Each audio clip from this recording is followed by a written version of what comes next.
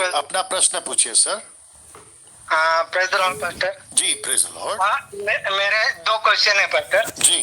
पहला तो एक मैं नया अभी विश्वासी हूँ जी, लगभग 1-1.5 साल से जी। और मेरा प्रश्न यह है कि मैं एक कलीसिया से जुड़ा हूँ जी, तो वहाँ पे पुराना नेम से स्टडी देते हैं जी। तो पुराना नेम से स्टडी लेना ठीक है या कैसा, क्या समझ नहीं आता।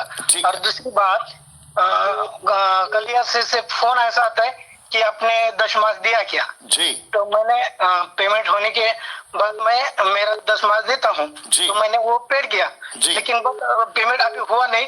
फोन आया कि आप 10 मास दिया क्या, मैंने बोला नहीं अभी पेमेंट नहीं हुआ, पेमेंट होने के बाद मैं पे करूंगा जी। तो ये कितना ये ठीक है, क्या करना चाहिए इसे? ठीक है। तो आपका पहला प्रश्न क्या था सर? पुराना नेम से स्टडी देते हैं। बस अब शांत हो जाए ना। जितने दर्शक हैं, भाई साहब का प्रश्न आपने सुन लिया होगा, मैं थोड़ा सा रिपीट कर देता हूँ। ये कहते हैं कि इनका जो चर्च है या जो इनका पास्टर है, लीडर जो भी है, इनको ओल्ड टेस्टमेंट से स्टडी कराते, तो क्या वो स्टडी करना गलत है या सही है? गलत कोई भी नहीं है। परमेश्वर का वचन को अध्ययन करना किसी भी पुस्तक से, रूत की पुस्तक, अय्यूब की पुस्तक, दानियल की पुस्तक, उत्पत्ति की पुस्तक, नबियों की पुस्तक, भविष्यवाणियों की पुस्तक, भजन संहिता की कोई भी टीचिंग ले लो, गलत नहीं है। लेकिन टीचिंग कैसी हो रही है? क्या ये टीचिंग हो रही है कि हमें मंदिर में जाकर फिर बलिदान चढ़ाना है? तो यह गलत है। क्या हमें वापस खतना करना है, खतना सर्कमसाइज? ये गलत है।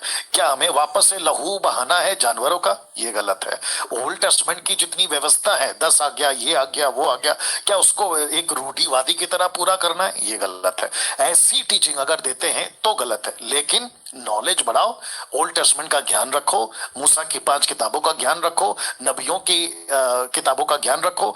ऐसा नॉलेज पाना बिल्कुल सही है। और मैंने यूट्यूब के ऊपर उत्पत्ति की पुस्तक, मूसा की मिनिस्ट्री, दानियल की पुस्तक, प्रकाशित वाक्य की पुस्तक और बहुत सारे topic, sons of God, daughters of man, ऐसे बहुत सारे टॉपिक पे बात किया हुआ है। आप लोग वहां से भी टीचिंग लेना चाहे तो ले सकते हैं। लेकिन उसमें मैं ये जिक्र इसलिए कर रहा हूं क्योंकि उसमें मैंने ये नहीं कहा कि मंदिर फिर जाना है, मैंने ये नहीं कहा कि आपको साबात को मनाना है, मैंने ये नहीं कहा कि आपको जो है खतना कराना है, सरकम, नो, मैंने नहीं कहा। मैंने कहा कि ऐसी ऐसी बातें हुई है, ऐसी ऐसी बातों से हम ये सीख सकते हैं, उसमें यीशु की झलक थी, ये तमाम बातें। ये हो गया एक। तो ओल्ड टेस्टमेंट से अगर पास्टर टीचिंग देता है, लेकिन उसका कंटेंट क्या है, वो क्या सिखा रहा है, इसके ऊपर आपको फोकस करना है। अगर वो कहता है कि वापस करो वही रूढ़िवादी, वही व्यवस्था, तो उनको नमस्ते करो। दूसरी चीज, आपने प्रश्न पूछा कि मेरा पास्टर मुझे कॉल करके महीने में पूछता है आपका दशमांश नहीं आया, फिर आप कहते हैं कि अभी तक सैलरी पगार नहीं हुआ,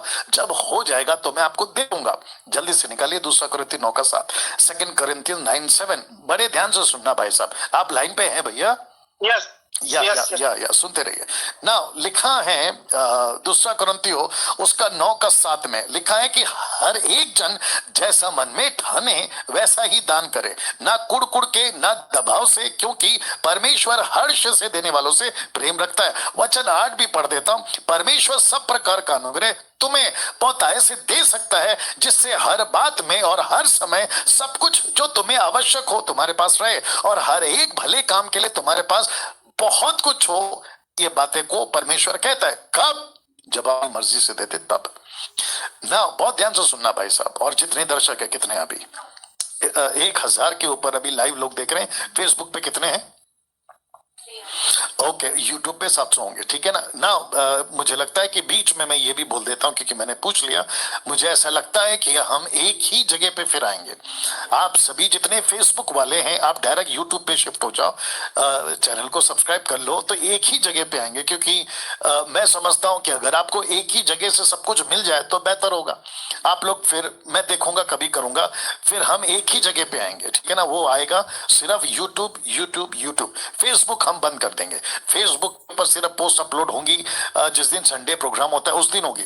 लेकिन यूट्यूब पे अगर आपको सब कुछ ठीक से सुनाई देता है और स्पष्ट है, तो फिर हम डायरेक्ट वहां पे आएंगे ना। भाई साहब का जो प्रश्न है उसका दूसरा वाला जवाब देने जा रहा हूं कि 2 Corinthians 9:7 में पौलुस कहता है अपनी मर्जी से दो। 1000 लोग जो अभी देख रहे हैं, मैं उन सभी को कहना चाहता हूं, आपका पैसा, बहुत ध्यान से सुनना भाई साहब, जो आपने प्रश्न पूछा है, आपका पैसा आपका नहीं है, राइट? यस। आपका पैसा प्रभु का है। यस। ओके, आपको हेल्थ कौन देता है? प्रभु।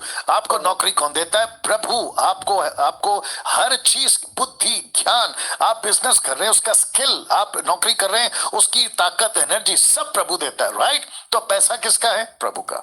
आपको प्रभु को पूछना है कि प्रभु, अगर कोई जबरदस्ती पास्टर, कोई भी चर्च का या कहीं का भी देसी विदेशी, अगर जबरदस्ती कहता है मलाकी 3:10 का डर दिखाकर, अगर कहता है कि पैसा दो, देखो लिखा है, तो उनको कहना है सर ये अन्य जातियों के लिए नहीं है, अन्य जातियों के लिए जो चीज नहीं है, आप हम पर व्यवस्था की किताबें क्यों थोप रहे हो?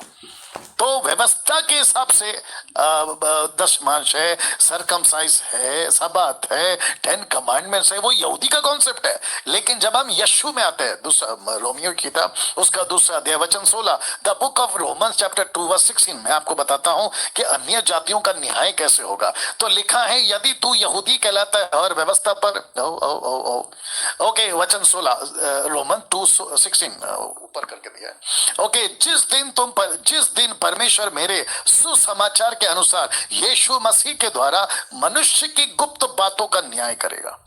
किसके सुसमाचार के अनुसार? पौलुस कहता है मेरे सुसमाचार के अनुसार। आप देख सकते हैं वहां पर, मेरे सुसमाचार के अनुसार। उसको ब्लॉक ये करके दिया करो, कलर टक करके, ठीक है ना? वापस कहता हूं, किसी मलाकी 3:10 का, ओल्ड टेस्टमेंट का किसी भी प्रकार का डर दिखाकर, भाई साहब आप सुन रहे हैं, आपके ऊपर किसी प्रकार का कोई प्रेशर, कोई भी पास्टर हो, नेशनल इंटरनेशनल, नहीं कर सकता। आपको पैसा देना है आपकी मर्जी से, आपको खुशी है तो दीजिए, नहीं तो नमस्ते। आपको किसी डर से पैसा नहीं देना सर। ओके जी, आपको क्या लगता है? मुझे तो लगता है पेयर करना चाहिए। जब परमेश्वर जो इच्छा देगा, जब वो देता है तो वो बात करना हर्ज नहीं है। अगर कोई बलजबरी कर रहा है या फिर बिहेव कर रहा है, तो यहाँ थोड़ा दिक्कत लगता है कि वही तो फिर अवस्था ला रहे, फिर वापस जी अनुग्रह से हम उद्धार कैसे पाया? हमने अनुग्रह से पाया, एग्जैक्टली से पाया ना। बहुत सही जवाब, बहुत सही जवाब, वेरी नाइस। चलिए, उम्मीद करता हूँ आपको दोनों सवाल का जवाब मिल गया, right sir? Thank you very much.